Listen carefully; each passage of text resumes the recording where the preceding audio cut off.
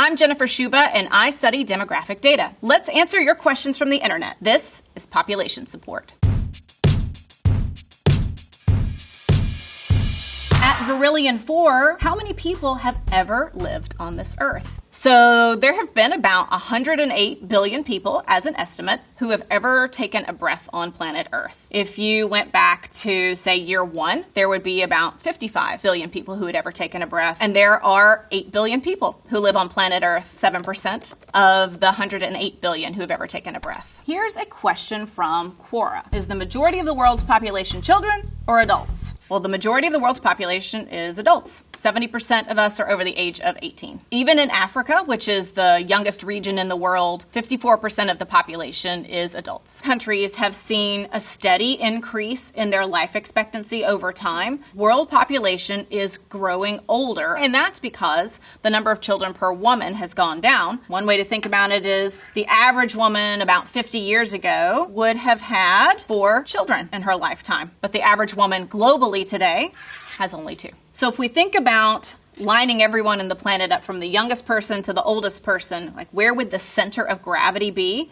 The center of gravity has shifted over time as the average number of children per woman has gone down. At JD Crow 13, quiz, what is the fastest growing minority in America? If you answered hipster, then you win the prize. Actually, if you answered Asian Americans, you would win the prize. They are the fastest growing minority in the United States, and they're about 7% of the US population. At Benpo234, what are the signature demographics of a red state versus a blue state? If we think most generally, a red state most often would be more rural, probably have an older population, and is whiter. Blue state would have more urban areas, ethnically or racially diverse, and probably a younger population. But you may notice that it doesn't always map that way. That's why on election night, it wasn't really just enough for us to see the 50 states projected on the screen and try to figure out how the election would turn. You could start to zoom in and see really different dynamics, like Tennessee, for example, that is relatively a red state across, and then with these little blue dots in the Memphis, Nashville areas. A state like Maine is the most rural state in the United States, but it still has lots of blue areas, and those are its urban areas. So if you're talking about like a House race or a Senate race, you can see how those sub-state red and blue areas really show up and matter for what a vote looks like. At Stallman's Beard, is immigration a net positive or negative? One way we want to think about it is through an economic lens. In the United States, immigrants are actually most likely to be of working ages. The U.S. has a total fertility rate below replacement level of 1.6 children per woman on average. Means immigration contributes quite a bit to the growth in the working age population here. We can see that foreign-born population, very few children under 5, very few 5 to 17 years of age, much more concentrated in terms of 18 to 64, or those working ages. Versus U.S.-born population, immigration is kind of what propels that overall population growth. If the U.S. were to stop all immigration right now, not do anything else, between now and the end of the century, the U.S. population would shrink by over 30%. At Venom Pilled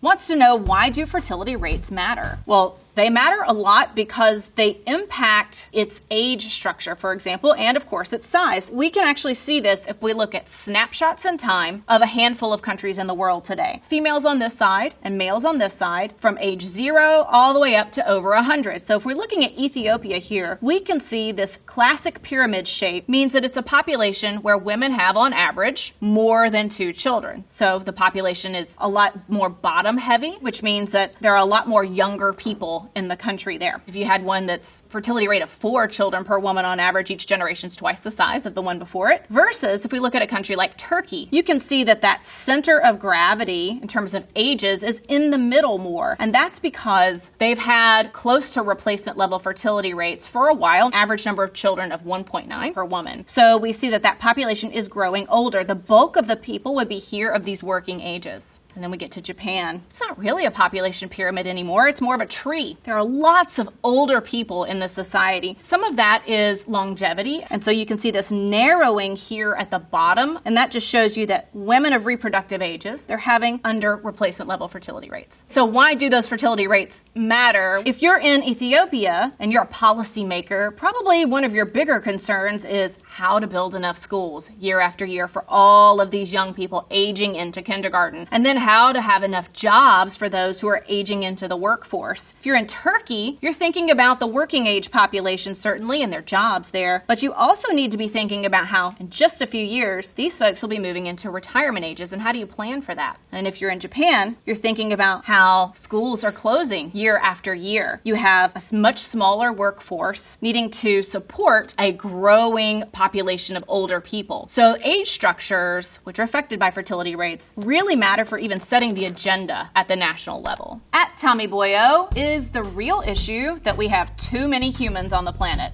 So in a few hundred years, when the world population is over 50 billion, what will our problems be then? We will never have a population of 50 billion, at least not anywhere close to it with our trends right now. Best estimates are somewhere around the year 2080, and we'll top out at between 9 and 10 billion people. Now, we're reasonably certain about this because our trends in fertility rates and mortality rates, they're following a fairly predictable pattern. The uncertainty comes from really just two things. One is, how fast will fertility rates fall in places where they're currently still high? And there really aren't that many places in the world where fertility rates are really high. They're mostly concentrated in a few countries in sub-Saharan Africa. We live in a world where there are only 8 countries out of 200-something countries where women have 5 or more children. That includes Nigeria, for example, which is a pretty big country, keeps global population young. We have not seen any indication that it's going to come up in places where it's low. So I feel pretty confident we'll be hitting a peak of somewhere between 9 and 10 billion people, roughly around the year of 2080. At Hawaiian Pace asks, how can Elon Musk be worried about population decline when Nick Cannon exists? Elon and Nick Cannon maybe have something in common, which is they might be single-handedly trying to change global trends. Global population growth has been declining since the 1960s. You can see this peak here in the mid-1960s. So that rate of growth is really going down over time. This is what's happening beneath the surface, while on top we see world population continuing to grow to where we have 8 billion today. So why is Elon Musk worried about declining population? It's because what's happening right now is the beneath the surface trends are starting to catch up to what we actually see on the surface, where there's over 60 countries in the world that have shrinking populations. We have 2 parents, so to keep population growth steady, you would want to replace them with 2 children. That would be a steady growth. But in some countries, Singapore, for example, you only have 1 child born for those 2 parents. So you can see how those populations of those countries would start to shrink over time. And that's happening especially in a lot of high-income countries. So the reason why somebody like Elon Musk would be concerned about this is you end up with smaller generations over time, meaning fewer producers and fewer consumers. At Shuffleuppagus, I'm on a road trip right now, and I'm wondering what's up with these empty small towns. Are they ghost towns? Is depopulation real? So depopulation is not only real, there are a lot of governments who are really worried about this because of what it means for economic vitality or national security. Take China, for example. Obviously one of the world's biggest economies, huge player on the international stage, but also a rapidly shrinking population. Look at a country like Italy and how many of the villages are depopulating. If you're in Europe, South Korea, Japan, you're seeing areas of the country empty out. We've seen pictures all over the newspapers of towns and villages in Japan with ivy growing through the windows from abandoned homes. Storefronts start to close. These fertility rates are lower. And then that means the population of these small towns and cities is growing older and older and then eventually dying out without any young people there to replace them.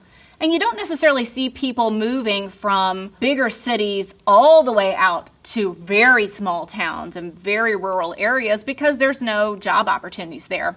Now, you do see some retirees doing that. Take a state like Maine, for example. Most rural state in the United States actually has seen an influx of retirees moving there, but that's not because they're moving there for job opportunities. The United States itself is not shrinking overall, But there are plenty of places within the United States that are shrinking. Now, we've had plenty of examples of depopulation in the past. I mean, think about Detroit and the collapse of that auto industry there. But we've not ever seen this scale of depopulation. Plus, of course, people often leaving these areas because, once an area starts to depopulate, of course, fewer people will be wanting to stay there. The jobs leave, the community and the vitality part of that disappears as well, and so it can kind of accelerate that depopulation. Here is a question from Quora. What countries do most immigrants to America come from? Well, top countries of origin for U.S. immigrants in 2022, this number here, 23% were from Mexico, 6% from India, 6% from China, 4% Philippines, and then El Salvador, Vietnam, and Cuba, all 3%, and Korea, 2%. This has actually been changing over time. Immigration from Mexico has really dropped over time. Mexico's economy has been growing. Their total fertility rate is actually the same as the fertility rate in the United States, 1.6. And so we've seen less Mexican immigration to the U.S. over time as a proportion, whereas we've seen countries to the south of Mexico really increasing. Think about gang violence and instability in countries like El Salvador or Guatemala.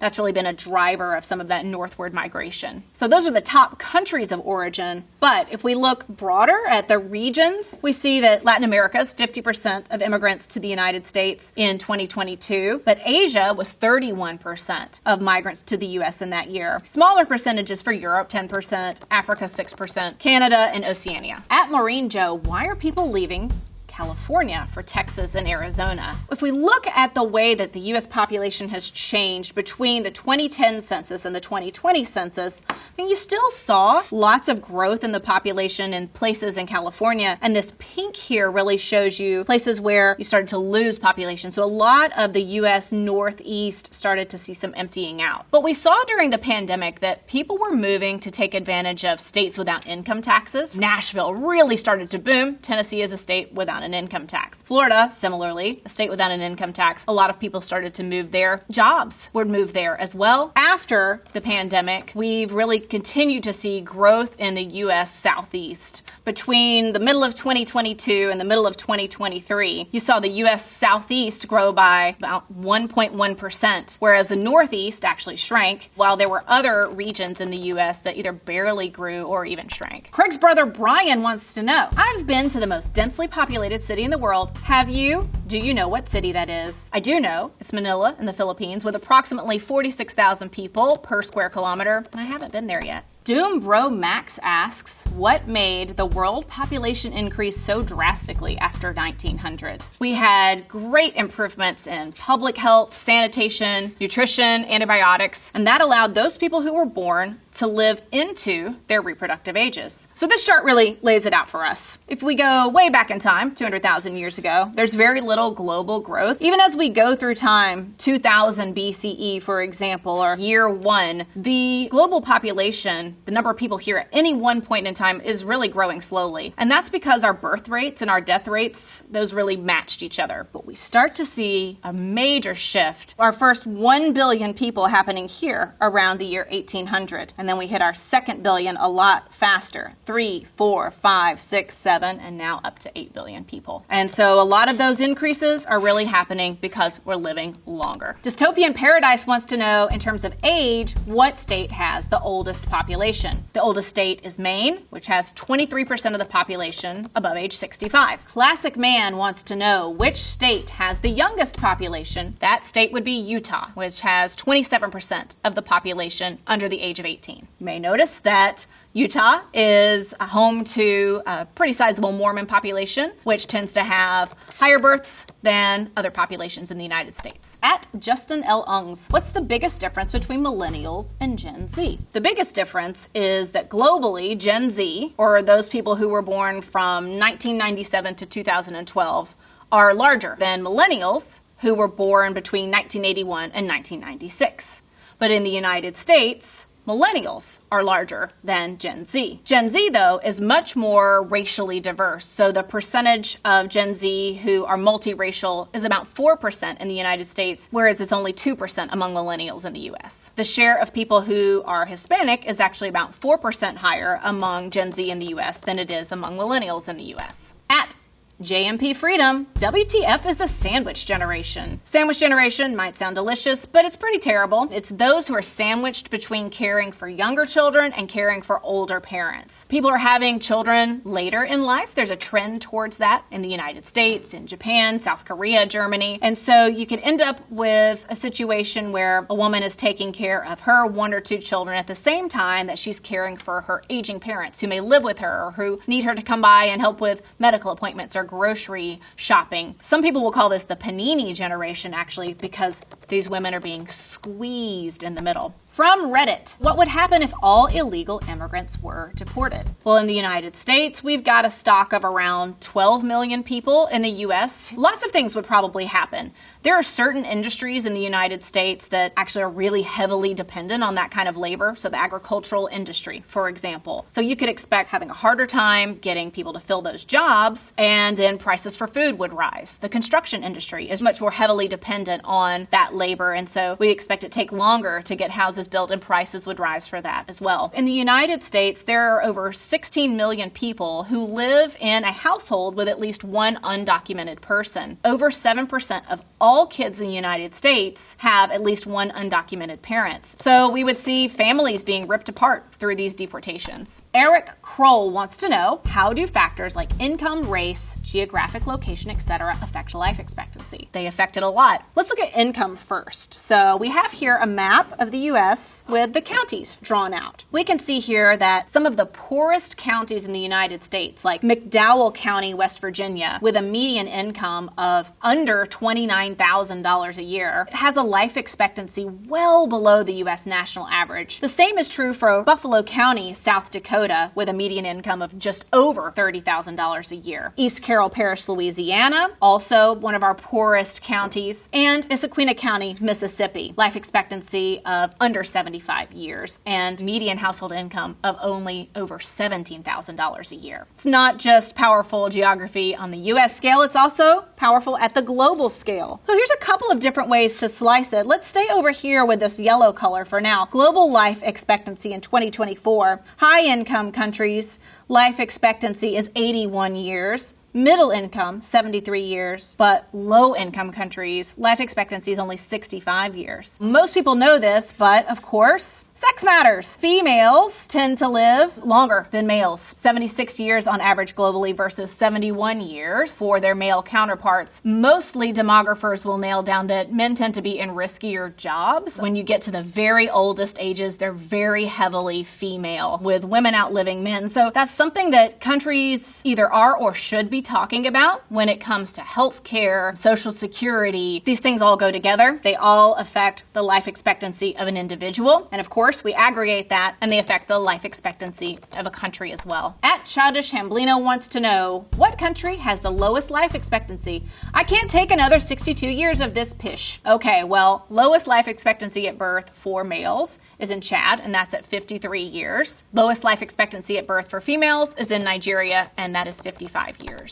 At Izaz Real, what country has the highest life expectancy? Well, the answer for males is tiny Monaco, which has only 40,000 people, but where males born can be expected to live to age 84. Monaco and other small countries like Liechtenstein, they're really rich. They're small and rich, and so we know that income level actually is very highly correlated with life expectancy. If you're thinking in terms of, countries you'd be more familiar with, those bigger ones, in Japan, females live to about 87 years. Isaac wants to know, people are living longer, but are they living healthier at the same time? Healthy life expectancy is one thing, and overall life expectancy is another. Healthy life expectancy is how many years can you expect to live in good health versus how many years you might live overall. I think ideally for any of us, you want that gap to be as narrow as possible. So if we look at Haiti, for example, you're only expected to live to age 56 healthy, and then overall to age 64. That's a gap of 8 years. This gap here really represents the end of life lived in less than ideal health. That may mean something as little as difficulty with something like going up the stairs, all the way to being bedridden. It does affect how long you could work, for example. How many years would you live healthy after retirement? Could you have actually retired later? That's something that's really relevant to all these countries as their populations age. So Haiti's at one end of the spectrum, Japan's at the other end of the spectrum. They could expect to live longer in good health health to age 74, and then overall to age 84. Now that's a gap of 10 years. The United States, though, is an outlier because our gap between healthy years lived and overall years lived is 12 years.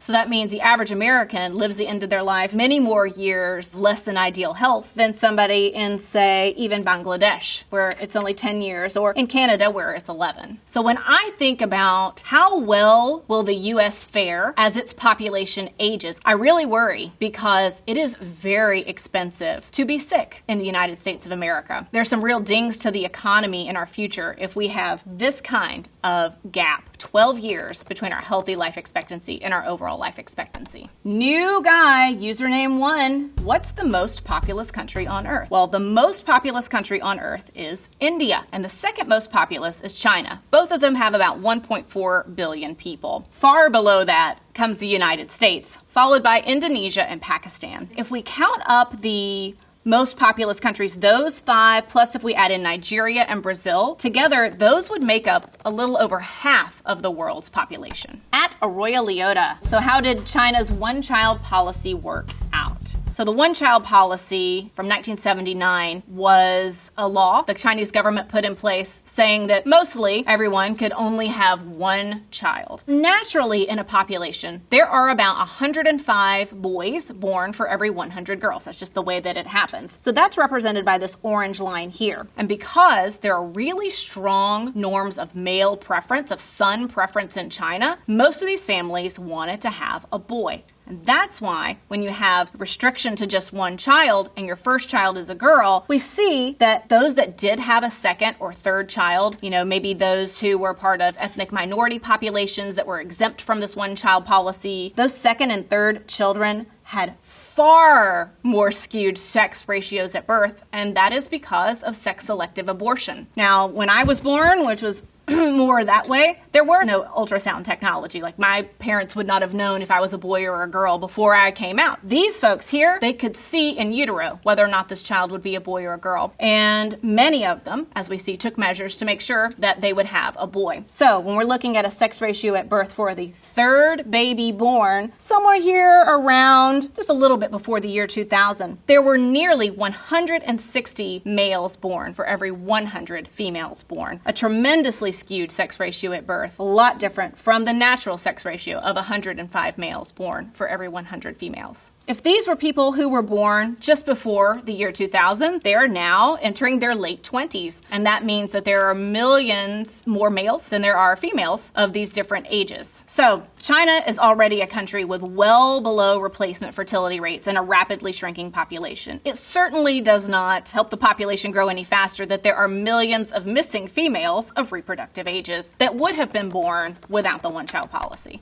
A. Claude asks, what change in demographics are you concerned about? One trend that people are concerned about is a youthful population. So this would be one where a huge proportion of the population is of younger ages. Think children or teenagers. A place like Niger or Mali, having some of the youngest populations in the world, they are at a greater risk of having coups, more political instability. But there are also opportunities associated with these types of youthful populations. Working age populations are shrinking, so a youthful population actually has lots of opportunity for economic growth. Wholesome E. coli asks, what does demography mean? At the broadest level, demography is just studying human populations. We're thinking about those human population changes. And with those, there are just 3 ingredients to think about: fertility changes, mortality changes, and migration changes, or shifts in births, deaths, and migration. Those in different combinations give you different outcomes and gives us a lot to study. Kiwi75 asks, let's look at which countries are growing fastest. Growing economy is what we need. The 2 fastest growing countries are South Sudan and Chad, whose populations are growing at about 6% a year. South Sudan and Chad are in Africa, and sub-Saharan Africa is a region of the world with the highest fertility rates. And so 1 out of every 4 children in the world will actually be African by the year 2050. That's because fertility rates are lower in other regions and they're higher in sub-Saharan Africa. Northern Africa, however, does actually have lower fertility rates. If we think about what would make a population grow? It's having lots of people of reproductive ages and a high number of births per person. Over half of the world's projected population growth between now and 2050 will come from just 8 countries. Now, that includes India, which, interestingly enough, is a country that has below replacement fertility rate, fewer than 2 children born per woman on average. So why is it still growing, and why is it contributing so much to world population growth? That's some momentum of the past. Those cohorts of women of reproductive ages are larger from when fertility rates were higher in the past. So the average number of children born per woman is smaller now, but there are a lot of those women. At Misa Alexiev, why do Latin American migrants to the United States have such a high birth rate? After all, their birth rate is low in their homeland. Or Latinos come to the United States with a very high total fertility rate? Well, you're right that actually in the homeland, those fertility rates are lower. If you look at this map, those blue countries represent the 2/3 of Latin American countries with below replacement fertility, so below 2. Even these handful in gray that are above, they're not that far above, like Bolivia, the total fertility rate of 2.5 children born per woman. Think about someone who comes to the United States as an immigrant. They're typically of working ages, which also means that they're typically of reproductive ages. It just so happens that they're of those ages where they're more likely to have children. So it's not really true that they have such a high birth rate. It's just true that they tend to come of ages where they are more likely to be having children. We also know that when people stay in a country, when an immigrant stays in a country, very quickly the norms shift to match that of the reproductive norms around the native-born population. So within a generation, you usually see those immigrant fertility rates come right down to where the native-born population is. At _Jan_P, how are illegal immigrants counted? Well, first we want to think about how anybody is counted. In the United States and many other countries, there is a census around every 10 years or so. But along the way, in between those times, we have regular surveys like the Current Population Survey or the American Community Survey. And so you can kind of put these together to get a snapshot of what the population would look like. If you want to know how many illegal or irregular immigrants there are in a population, you would take the number of legal migrants that you know, and then you would take what you know from these censuses about how many people are in an area, and this residual or this difference is the estimate of those people who are here outside the legal system.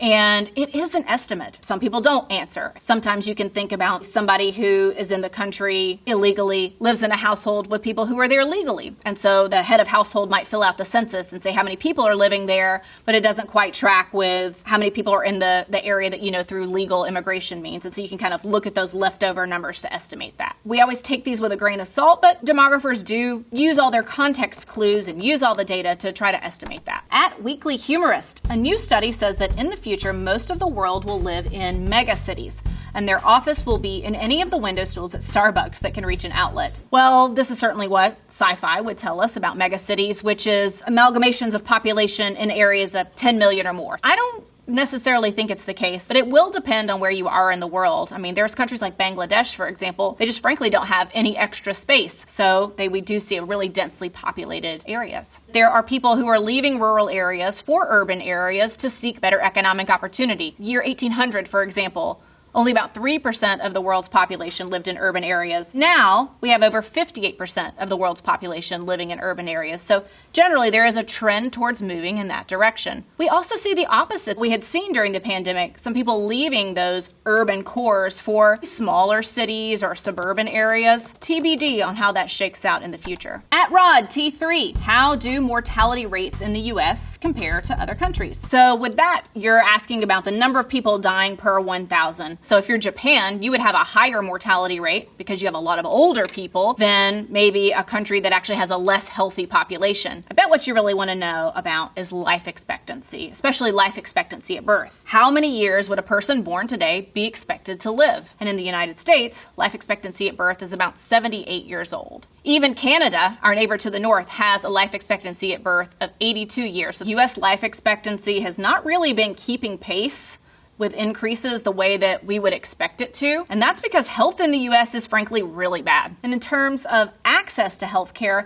that can be really uneven from rural to urban areas or by race as well. A non-Hispanic Black woman in the United States is 3.5 times more likely to die during pregnancy, or shortly thereafter than a non-Hispanic white woman. So all of these things combined, the opioid crisis, another factor in there, these drive U.S. life expectancy lower. From Reddit, Ronan Solutions says, Ukraine's population is nosediving. Can anything be done?